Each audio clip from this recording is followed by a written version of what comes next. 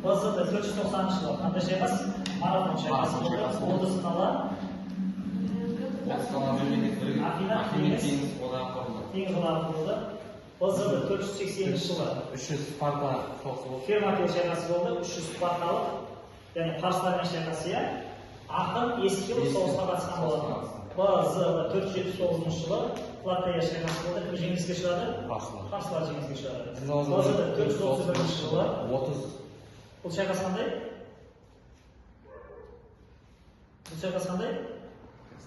Пелопон емес, иә? Пелопон емес. Және де ол 30 жылға созылды, иә? Және де 13 жасар Александр Македонский тәрбиелеген әлемнің бірінші ұстазы Александр Македонский болды. Бірақ Сократ жақтады, бірақ Демоспен қарсы шықты.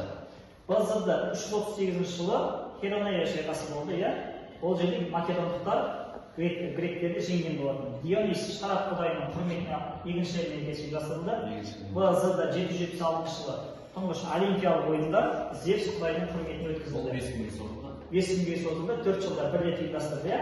Және де соғысқа тыйым салынды. Милон деген кім еді? Милон деген Палуан. Палуан, 6 рет күрескен, чемпион болған дейді. Полидан 4 атты шығады, яғни 4 ат байланған арбаны тоқтатқан, иә? Фиаген дегеніміз жұдырықтасу шебері, және жеңген үшін зәйттің жапырағынан жасалған венокты сыйға тартады, иә? БЗ 5-ші ғасырда бұл неден? Біз 5-ші ғасырда сәулетінен мүсіндер немесе дамыды, иә? Парфенон храмында Афинаның құрметіне Фили мүсін жасалған болатын.